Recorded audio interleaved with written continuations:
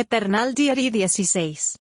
Bendiciones hermanos y hermanas de habla hispana, soy Diana Canadi, saludos desde San Luis, Missouri.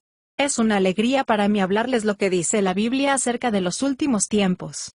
Espero que esta lección sea de inspiración y motivación para su vida, a fin de que usted como hijo de Dios, madure en su fe y sea de bendición en su casa, su iglesia y comunidad. Oremos. Padre del cielo, te pido humildemente en el nombre de Jesús, que toques con tu Espíritu Santo el corazón de mis oyentes, y que ellos puedan prepararse y mantenerse firmes en estos tiempos duros y difíciles del fin. Amén. Deidad eterna. En esta serie estamos hablando de quién es Jesús conforme a lo que dice el Nuevo Testamento que fue escrito por testigos oculares de Jesús y sus amigos cercanos. Vivimos en un tiempo de terrible engaño religioso. Este mundo está lleno de mentiras contra Jesús, y del por qué vino a este mundo. Jesús advirtió que esto sucedería antes de su segunda venida. Mateo 24 del 4 al 5 y 11 del 23 al 24.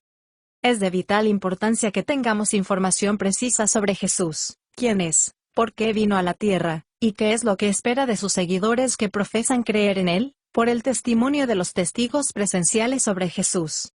Los hombres que caminaron y hablaron con Jesús, creyeron que Él es y será plenamente Dios hecho plenamente hombre sin dejar de ser plenamente Dios. En estas lecciones hemos señalado lo que la Biblia revela que Dios es trino, 3 en 1. La palabra Trinidad no se encuentra en la Biblia, pero la doctrina, los términos bíblicos y doctrinales sí.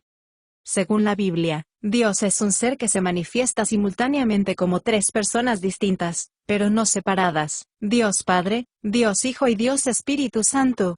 Estas personas son una sola, y comparten una naturaleza divina. El Padre es todo Dios. El Hijo es todo Dios. El Espíritu Santo es todo Dios. Esta terminología está más allá de nuestra comprensión, porque nosotros hablamos como seres finitos con defecto y Dios es eterno e ilimitado, sin principio ni fin. Todos los esfuerzos por explicamos para demostrar la naturaleza de Dios nos quedan muy cortos, que lo único que hacemos es aceptar lo que la Biblia revela gozándonos de sus maravillas. Hace 2000 años, la segunda persona de la Trinidad, Dios Hijo, se encarnó o asumió la naturaleza humana en el vientre de la Virgen María, quien dio a luz al Hijo de Dios para salvar al mundo. Lucas 1 del 31 al 35. La mayoría de los cristianos saben que Jesús es el Hijo de Dios, pero piensan que Él es de alguna manera menos que Dios. Sin embargo, los testigos que creyeron reconocieron que Jesús era completamente Dios y completamente hombre. Era Dios en una sola personalidad, pero con dos naturalezas. Dios es una persona divina con dos naturalezas, humana y divina. Filipenses 2 del 6 al 7. Hace poco que nos hemos centrado en entender la verdad que, aunque Dios el Hijo, la segunda persona de la Trinidad, tomó plena naturaleza humana en el vientre de María, sin perder su deidad eterna. El título Hijo de Dios no significa que Jesús fuera menos que Dios el Padre, significa que es igual en naturaleza, porque Jesús como el Hijo de Dios, siendo humano, posee las mismas cualidades de Dios. Aunque Jesús se hizo plenamente hombre, nunca dejó de ser Dios. Jesús fue, es y será el Dios hombre, plenamente Dios y plenamente hombre, porque posee todas las cualidades de Dios, y todo lo que Dios hace aún en su naturaleza humana. Primera de Timoteo 3:16. En esta lección continuaremos analizando el testimonio de los testigos oculares, para saber qué dicen toda la verdad de Jesús. Jesús fue, es y siempre será Dios, y la segunda persona de la Trinidad. Dios el Hijo, la deidad eterna. Uno de los 12 apóstoles de Jesús, Juan, quien escribió el Evangelio que lleva su nombre, declaró que Jesús es la deidad de Dios. Lo hizo para que la gente creyera que Jesús es el Cristo, el Hijo de Dios viviente. Juan 20 del 30 al 31. Los primeros 18 versos de su libro, que se conoce como prólogo o introducción, afirman claramente que Jesús es Dios, el Dios hecho hombre sin dejar de ser Dios. En su prólogo, Juan llama a Jesús el Verbo, la palabra griega que se traduce como logos, que fue usado por los escritores griegos clásicos de esa época para referirse al principio que sostiene el universo. Era una forma común de referirse a la revelación de Dios a la humanidad. Juan identifica a Jesús como el Creador eterno.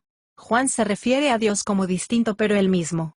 Juan 1 del 1 al 3, diciendo, en el principio era el Verbo, y el Verbo estaba con Dios, y la palabra era Dios, estaba en el principio con Dios, y todas las cosas fueron hechas por él, y sin él no se hizo nada de las cosas creadas.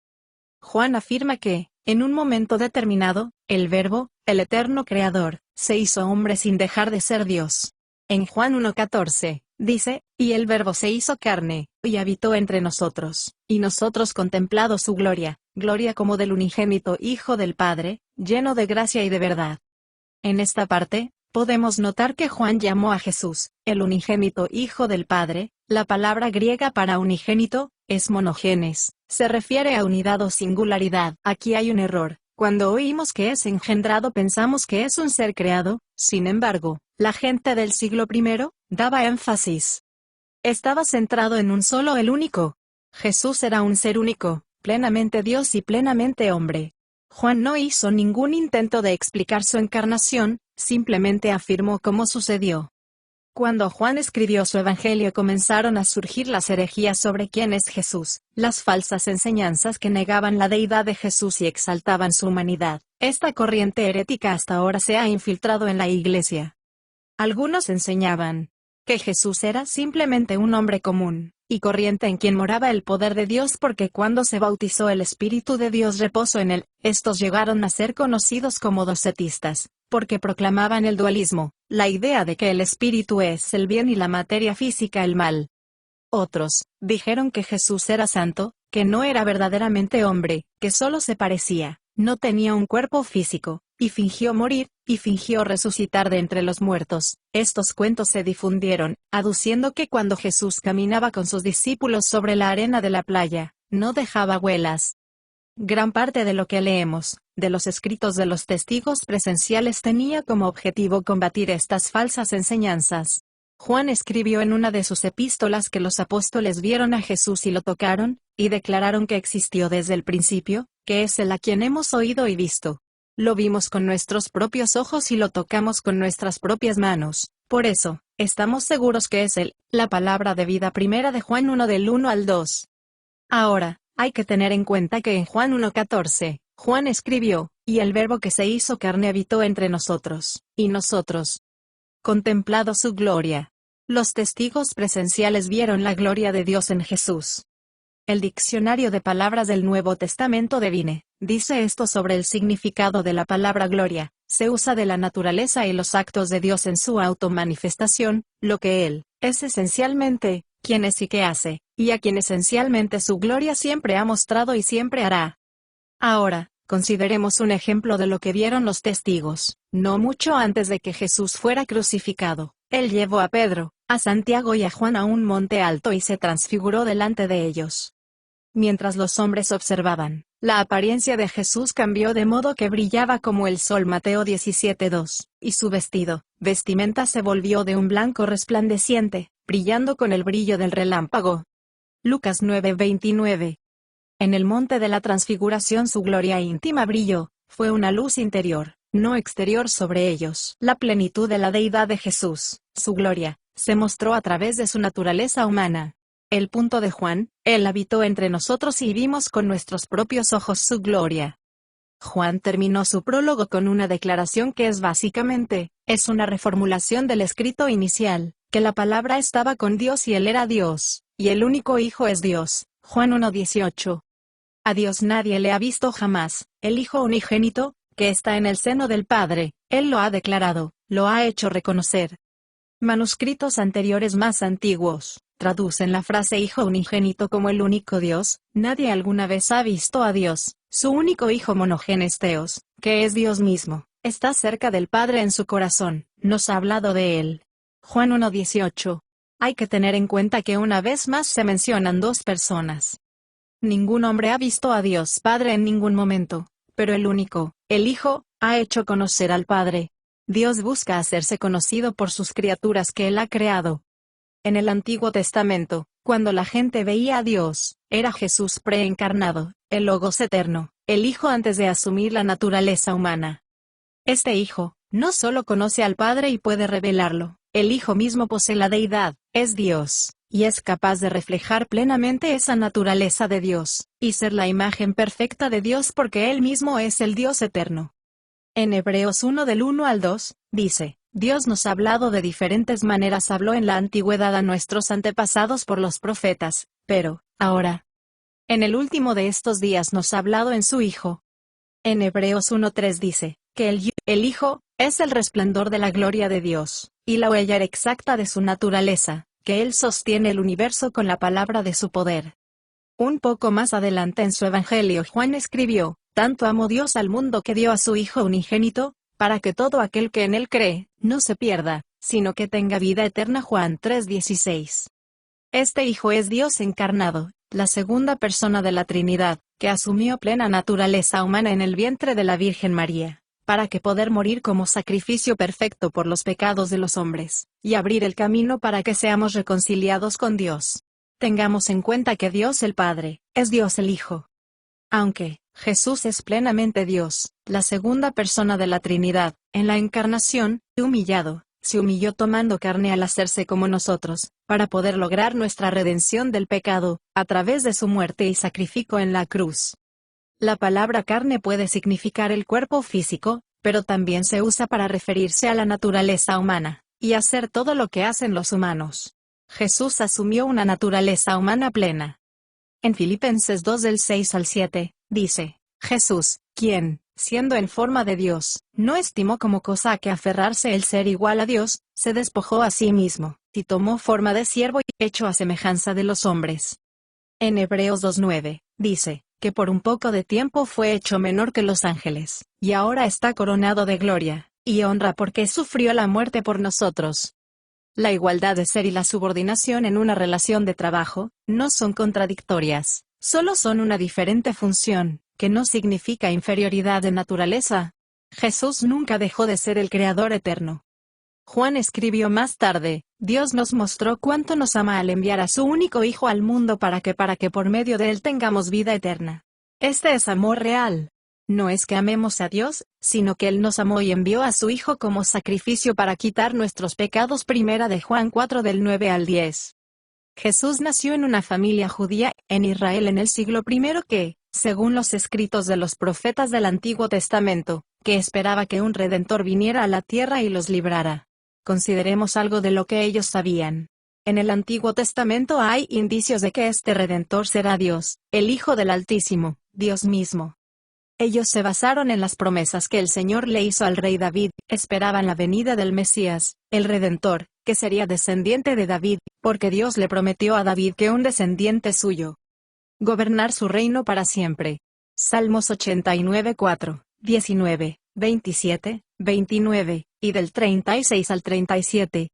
En 2 de Samuel del 7 del 12 al 13, dice, pondré tu descendencia después de ti. Él edificará casa a mi nombre, y yo establecerá el trono de su reino para siempre. Estableceré a tu descendencia como reyes para siempre. Ellos se sentarán en tu trono desde ahora hasta la eternidad. Salmos 89:4. David nació en Belén. El profeta Miqueas escribió, pero tú, Belén Efrata, aunque tú eres pequeña entre los millares de Judá, pero de ti nacerá el que será gobernante en Israel. La idea en el idioma original hebreo es eternidad. El profeta Habacuc usó esta misma palabra al referirse a Jehová, el Señor Dios. Tus hechos son eternos, oh Señor, mi Dios, mi santo. Habacuc 1:12. Tanto María como José eran descendientes de David por diferentes ramas de la familia, lo que explica las diferencias en las genealogías de Jesús en Mateo 1 y Lucas 3 coinciden. El profeta Isaías escribió, el Señor mismo os dará una señal, he aquí la joven, soltera y virgen concebirá y dará a luz un hijo, y llamará su nombre Emmanuel, Dios con nosotros. Isaías 7:14. Más tarde Isaías escribió, porque un niño nos es nacido, un hijo nos es dado, y el gobierno será sobre su hombro, y se llamará su nombre admirable, consejero, Dios fuerte, el Padre eterno, el príncipe de la paz. Él gobernará al mundo con la paz, y su trono no tendrá fin. Isaías 9:6. Isaías escribió que nacería un niño, que sería la encarnación de Dios. Tengamos en cuenta que el profeta también dijo que se dará un hijo de Dios como promesa. Su paternidad es esencial e increada, porque Él es la segunda persona de la deidad, el Hijo de Dios. Tanto amó Dios al mundo que dio a su Hijo, la segunda persona de la Trinidad. El Hijo voluntariamente tomó naturaleza humana, y nació en este mundo para morir en una muerte humillante para comprar nuestra libertad de la culpa y la pena del pecado. Más de 500 años antes de que la segunda persona de la Trinidad, el Hijo, se encarnara, el profeta Daniel tuvo una visión, vio a un ser llamado Hijo del Hombre, que vendrá al fin del mundo para juzgar a la humanidad, y gobernar para siempre. Daniel 7 del 13 al 14. Jesús se llamó a sí mismo Hijo del Hombre, no estaba afirmando ser humano, estaba proclamando su deidad. En la cultura judía, el título Hijo de Dios se usaba para indicar semejanza, igualdad y características por naturaleza entre el Padre y el Hijo. Es por eso que los líderes religiosos intentaron matar a Jesús por referirse a Dios como su Padre, porque al hacerlo, no estaba comparándose, sino haciéndose igual a Dios. Juan 5:17 al 18. En Mateo 22 del 41 al 46, en una confrontación con los fariseos la semana antes de su crucifixión, Jesús les preguntó, ¿de quién es hijo el Mesías? Ellos respondieron, Él es el Hijo, descendente de David. Respondieron basándose en los escritos proféticos, demostrando que esperaban que un hombre, alguien nacido, un hijo, fuera el Mesías, el Redentor. Jesús respondió, entonces, ¿por qué David, hablando bajo la inspiración del Espíritu Santo, lo llama mi Señor? Mateo 22:43. Jesús estaba haciendo referencia a un salmo escrito por su antepasado David. El Salmo 110:1 dice, el Señor dijo a mi Señor, siéntate a mi derecha, hasta que haga tus enemigos estrado de tus pies. Jesús, entonces hizo otra pregunta a los fariseos, si David lo llama mi Señor, ¿cómo puede ser su hijo al mismo tiempo? Mateo 22:45. Los fariseos no dieron respuesta, porque ellos sabían que ese hombre también es Dios. Por cierto, después de eso nadie le hizo más preguntas a Jesús.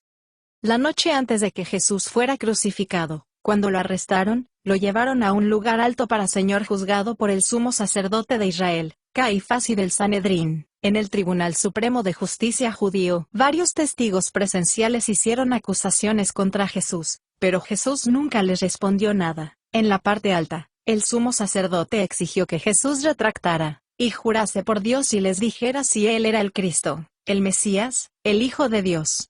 Mateo 26 del 62 al 63. Jesús respondió, sí, es como dices, yo soy. En el futuro me veréis a mí, el Hijo del Hombre, sentado a la diestra de Dios, tomando mi lugar, y regresando sobre las nubes con el poder del cielo. Mateo 26:64. Jesús hizo referencia a un pasaje del profeta Daniel, donde se muestra que el Hijo del Hombre es el juez y Rey divino a quien se le dará dominio eterno. En Daniel 7 del 13 al 14, dice, vi a alguien que parecía el Hijo de Hombre que venía con las nubes del cielo, se acercó al anciano y fue conducido a su presencia, y se le dio autoridad, honor y poder real sobre todas las naciones del mundo, para que la gente de cada raza, nación y lengua lo obedezcan. Su gobierno eterno nunca tendrá fin, y nunca será destruido. Tendremos más que decir la próxima semana. Antes de terminar esta conferencia, consideraremos dos pensamientos. Hay muchas cosas acerca de su deidad, que están más allá de nuestra comprensión, que los testigos no pudieron explicarlo. Simplemente aceptaron que Jesús era, es y será siempre la deidad eterna, Dios hecho hombre, sin dejar de ser Dios, el Dios hombre, el Emmanuel, Dios con nosotros. Bendiciones. Diana.